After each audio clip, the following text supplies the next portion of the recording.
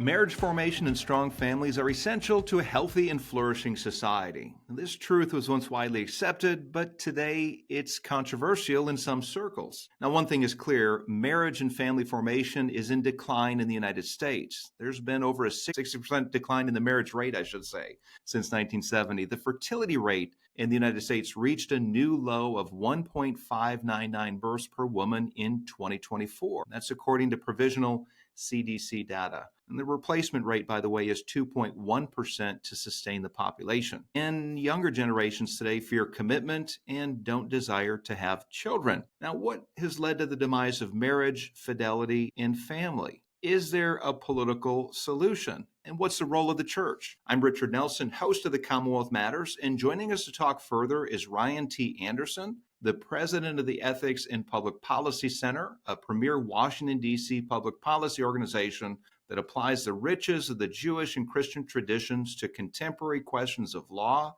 culture, and politics in pursuit of America's continued civic and cultural renewal. Ryan has been a leading thinker and influential leader in areas of marriage, family, and the sanctity of human life. He's authored or co-authored 5 books, and his research has been cited by 2 U.S. Supreme Court justices. And earlier this year, he was appointed by President Donald Trump to the newly created Religious Liberty Commission. Ryan, welcome to the Commonwealth Matters. Thanks for having me. It's a real pleasure to be with you, and I'm looking forward to coming to Louisville, and I guess it's just now 2 weeks away. Yeah, less than 2 weeks away. You are joining us for a conference on the family and cultural renewal. You're going to join Dr. Al Mohler, Denny Burke, Colin Smothers will be there as well. And we're going to talk about the importance of marriage, the importance of family to a healthy and flourishing society. And your specific area is you're going to cast a vision for strong marriages and healthy families. But I guess in order to get to that part of the vision that implies that something is wrong with the family today, as I just teed this program up with. But we're going to slog through some of the challenges that have faced the family in the last several decades in this country. And I think, Ryan, a good place to start would be with a recent column that you wrote called Victims of the Revolution. That was found on your Ethics and Public Policy Center website. In that article, you call the sexual revolution a disaster. You point to the deaths of unborn children who've never gotten to see the light of day, kids in fatherless homes, women who've been objectified and used by men addicted to pornography and who are unable or at least unwilling to commit, gender dysphoric children. The list goes on, but those are the high points. You say this in your column, that the sexual revolution is built on a series of lies about the human person. And there are human costs to getting human nature wrong. Now, Ryan, here's where I want to go with this. There's a lot there. The culture today is reinforcing these lies, whether it's popular culture and music and movies and our entertainment, ideology in our schools that's being promoted in the classroom. The medical establishment has been corrupted. These lies have been put forth and they're reinforced. And I guess, so where do we even begin with that? We've got a mess, rejecting God's, the idea of marriage. It's been redefined by the court. The idea of male and female, it's become law in some areas. There are some states that are considered sanctuary states for gender dysphoric youth. It's a mess. So where do we begin? In particular, in combating the lies? We'll narrow it down to that. How do we begin when the cultural tide is pushing so strong against God's revealed order of marriage and male and female, the givenness of human nature? Where do we begin? That's a lot there. We could spend a lot of time just on that. I mean, let me start by saying I think we begin exactly where you're beginning. The conference that you're organizing in Louisville, and I said 2 weeks. You're right. It's only a week and a half away now because this is. Yeah, make sure you get that right on your calendar. We need you there. The plane is booked.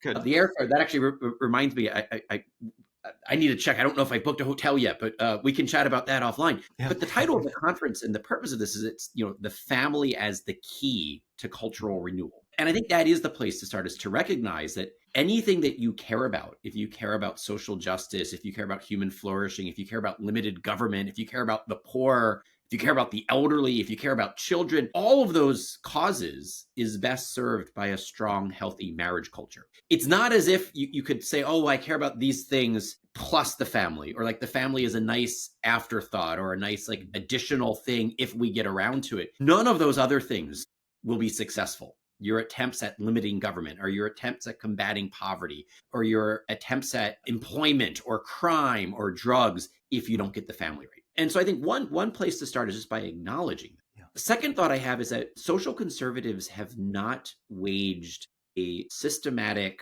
coordinated, sophisticated response to the sexual revolution in the way that other types of conservatives waged responses to their kind of threats. And so you could think about how, there was a certain type of fiscal conservative who responded to the New Deal and the Great Society. Judicial conservatives, the launch of the Federalist Society, responding to living constitutionalism and judicial activism. And I think that's the right example to focus on. Think about what someone like Leonard Leo did, and the other founders of FedSoc. Obviously, it wasn't just Leonard, but they said we have a huge problem with the Supreme Court. We have a huge problem with runaway jurisprudence, utterly detached from the Constitution, and we're going to play a long game. It might take us 30 or 40 years, but we're going to reform the judiciary, and they do it.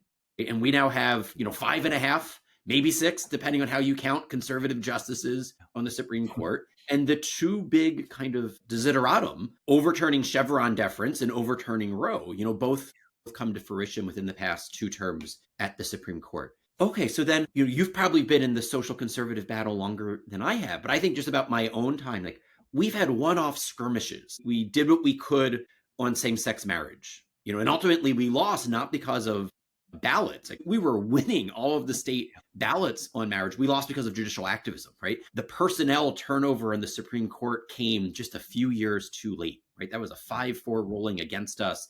And you could see how, had FedSoc been successful slightly earlier, Obergefell and Windsor might not have gone the way that they did. But, we had one-off skirmishes on things like redefinition of marriage, things like transgender ideology, right? And we've been much more successful on trans than we were on marriage. But we've never, to my knowledge, brought like the coordinated, sophisticated, long-term strategy that something like the Federalist Society brought to judicial activism. And so I think one place to start is just to acknowledge that, we might want to play a long game and think through what would a coordinated strategy that's multifaceted look like. My thought, there immediately goes to say, all right, well, if you look at marriage in America, where is it most flourishing? And it's amongst people who are serious religious believers. And so, there's a strong correlation in American marriage statistics between social class, education, employment, things like this, religious practice, and then marital outcomes in terms of who gets married and who stays married. And so that would be one place to think through, anything we can do that would protect religious liberty. You mentioned President Trump has appointed me to the newly established Religious Liberty Commission. Anything we can do to kind of foster ed reform, school choice, right? These are all going to pay dividends down the road, right? Not within the next 5-10 years. But if you think about, the children being born and educated today, anything we can do to shape their formation is going to be 20 years from now reflected in some of the marriage statistics. Hi, Richard Nelson here with the Commonwealth Policy Center. Have you found yourself frustrated and angry about the direction of the country? Maybe you're watching Fox News and you see what's happening in Congress or in other parts of the country. Let me encourage you to turn your frustration and energy into a positive direction. Have you considered running for local office? And listen to me for a minute. You can have a greater impact on local elections and on policy decisions if you serve in local government. School board, for example, they set curriculum decisions and tax policy. How about city council or fiscal court? These are very important elected offices where you can have a positive impact on. Consider running for local office. CPC is bringing candidate training events all across the state, and we'd love for you to join. If you've ever felt called to run or interested in running, come on and join us. You can find out more information at the Commonwealth Policy website at commonwealthpolicycenter.org. Go ahead and check it out, and we hope to see you in the fall. Ryan, you just mentioned you being on the newly formed Religious Liberty Commission years ago before marriage was redefined. If I recall correctly, you were arguing that if a fundamental definition of marriage is redefined, or if maleness and femaleness is redefined, it will have religious freedom implications. And we're seeing that lived out today. So for example, in Colorado, they just, the legislature passed a law enforcing preferred gender pronouns. Now, for people of religious faith that say, hey, there's male and there's female, and I do believe we should respect others, but don't force me to call a male by female pronoun. There are real conscience implications, rights of conscience implications there. There's a case right now where there's a Christian bookstore owner who's saying, I can't do that. Anybody is welcome to come into my store to purchase a book, and I'm going to treat them well, but don't force me to call a man by female pronouns. Was this warning that you brought up, or this concern that you brought up 10, 15 years ago, are you seeing those who didn't take you seriously then? Because I don't know if people were really listening and understanding the implications of changing God-given definitions of who we are as people. And I don't think they took it seriously. Are you hearing people saying, oh my goodness, Brian Anderson was right. Commonwealth Policy Center was right. Are you hearing people admitting? I'm not hearing that last part. So it's really interesting that, none of the people who attacked me, criticized me, said this is scaremongering, slippery slope reasoning, like the sky is falling. None of those people have come to issue apologies. So that part of your question, unfortunately, hasn't come to fruition.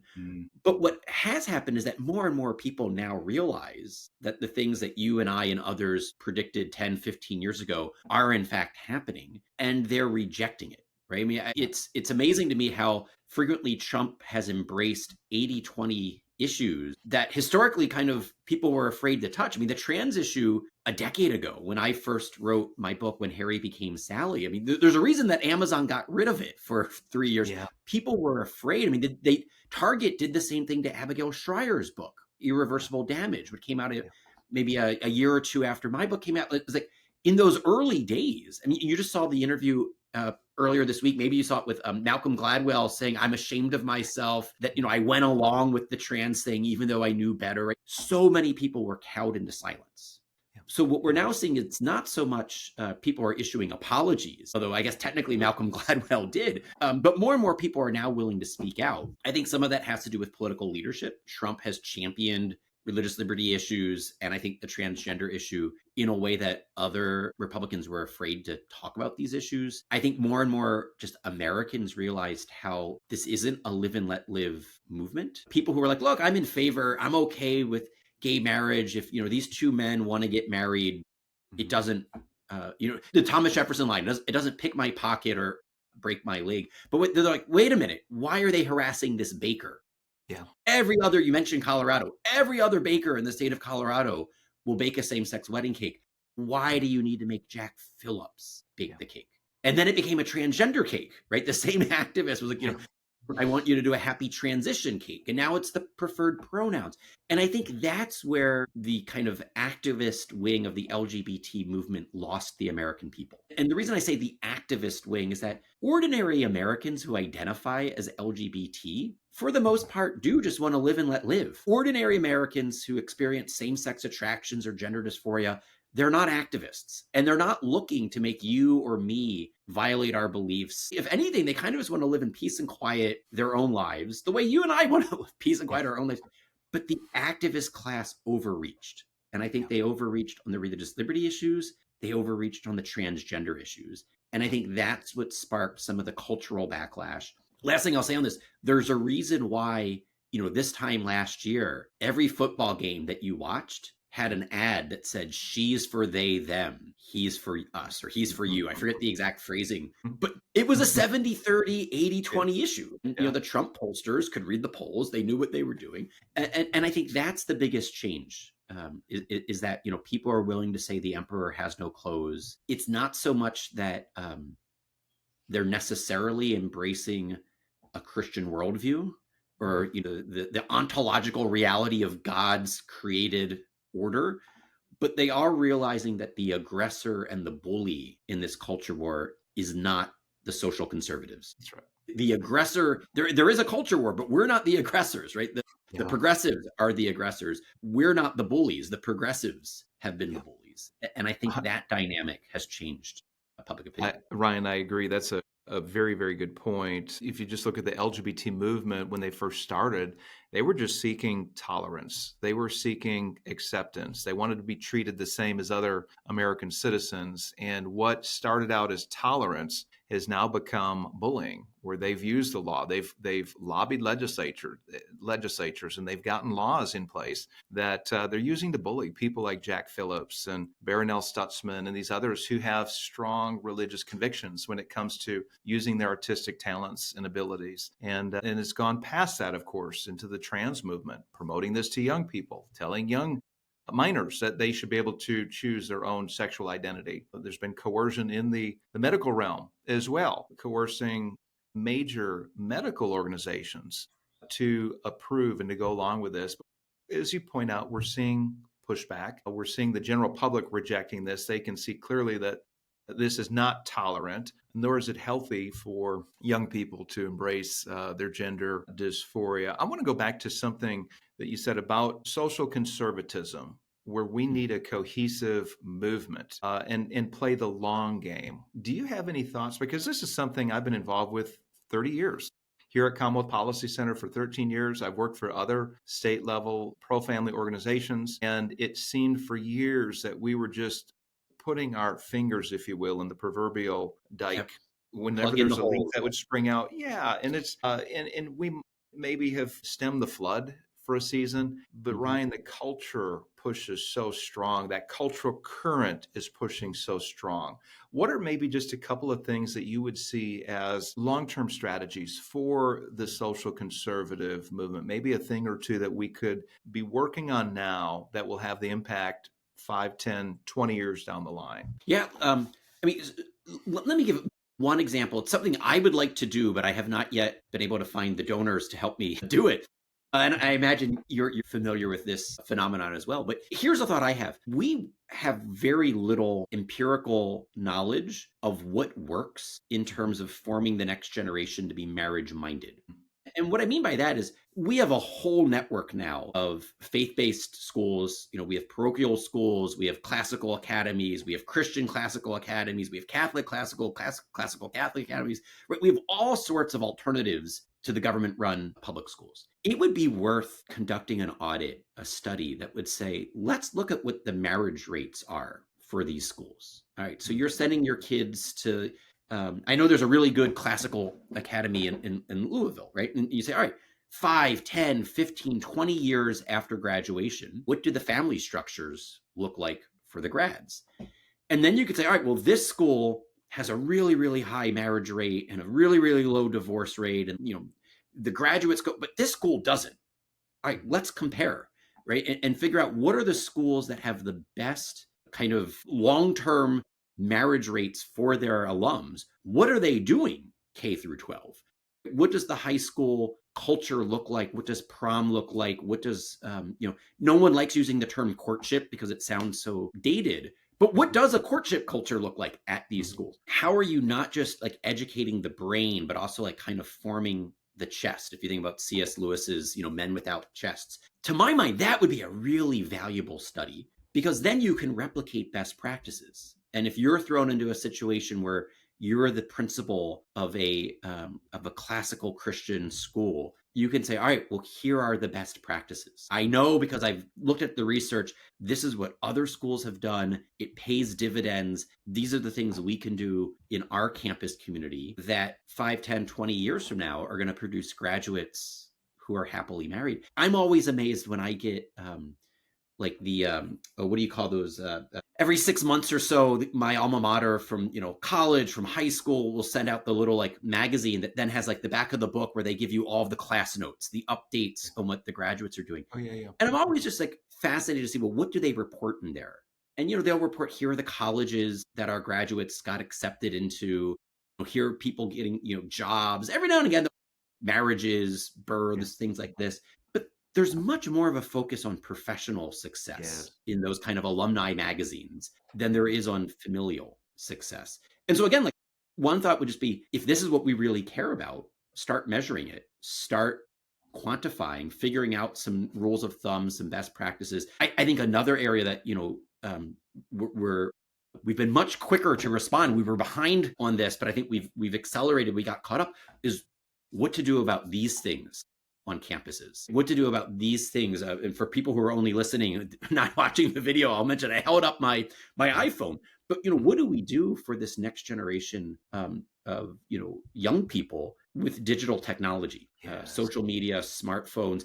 Because I think that has a huge underappreciated role when it comes to things like dating and marriage, family formation, children. And so, again, like some of the schools that I'm most impressed with right now are not only saying no cell phone in the classroom or no cell phone on campus, they're saying until a certain age, no cell phone at all, no social media account at all. And we're going to covenant together. All of the families at this school, we're going to say, all of us are agreeing to not give our kids social media accounts or smart devices until age 16 or 18, something like that.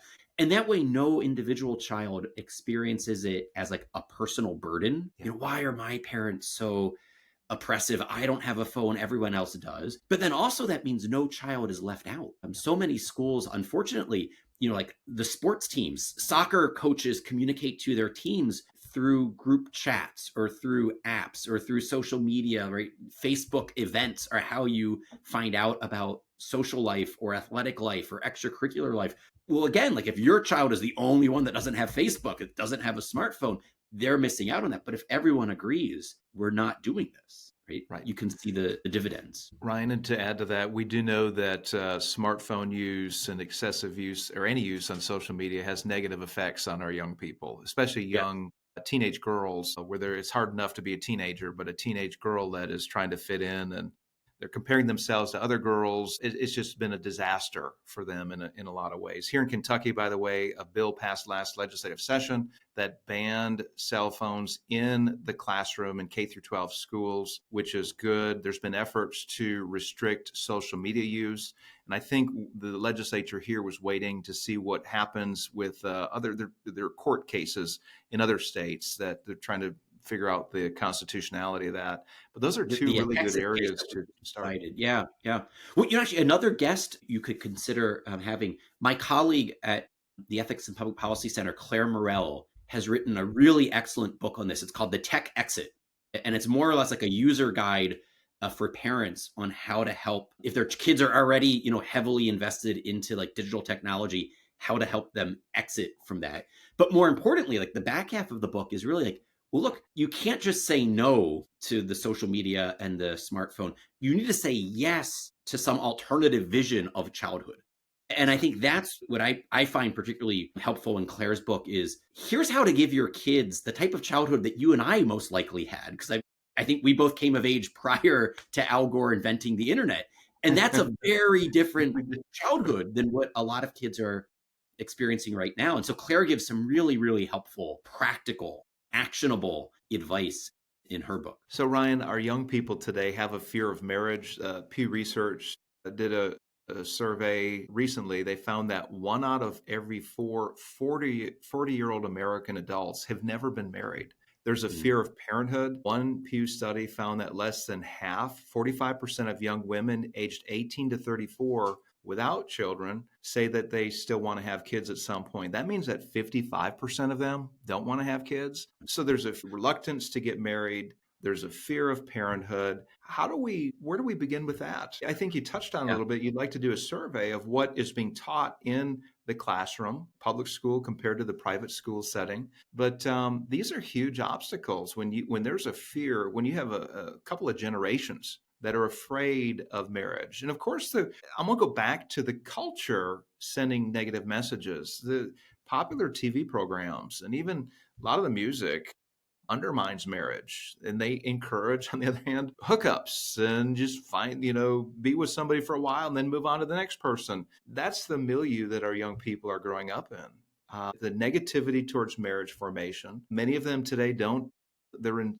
single parent homes. I think Yeah. it's about a quarter of all young people today are in a home led by a single parent. And then you put on top of that the fear of parenthood. So we have these really important elements of healthy cultural formation that are being undermined in all these ways. Any further thoughts on what we do with Yeah. this? Are you Yeah. still working on this part of your talk for our conference? Yeah, well, no, I mean, so there's a lot to say there, and let me underscore what you said about like popular culture. I think almost every TV show that was kind of like a smash hit, high ratings, the must watch, everyone's talking about it from my youth, glamorized a high school, college, young adulthood of casual sex without marriage. I'm thinking of TV shows like Beverly Hills 90210, Melrose Place, Married with Children, Friends, Seinfeld, right?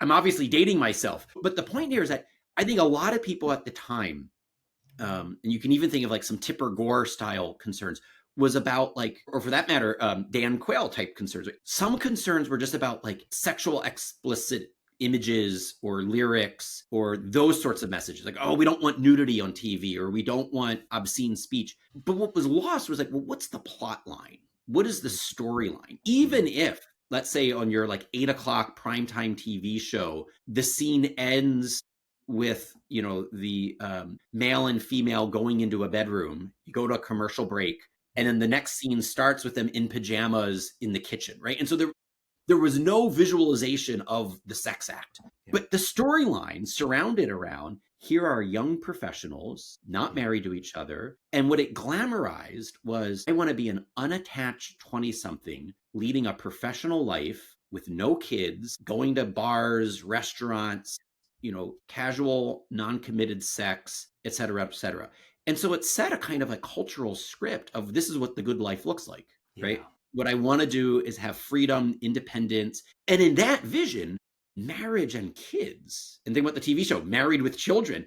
Al Bundy, almost every father from this generation of TV show, the fathers are always these like doofus, Homer Simpson, Al Bundy style characters. Children and family life look like drags, right? This would be the end of my happiness, the end of my freedom, the end. So one thought here is that there are now several new Hollywood studios, things like Sycamore Studios or Angel Studios, that are like alternatives to like the big mainstream productions. Here's somewhere where technology actually helps us. The fact now that most people don't just have three choices, ABC, CBS, and NBC, right? There are now dozens of streaming apps.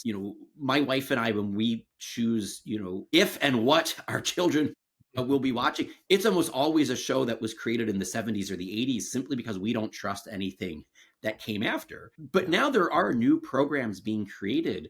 I want to say one of the studios says content so good that you can leave the room, with the idea being that you could leave the room and your kid's watching it, you don't have to worry. But it's so good that you don't want to leave the room, that it's artistically high quality that you want to watch it.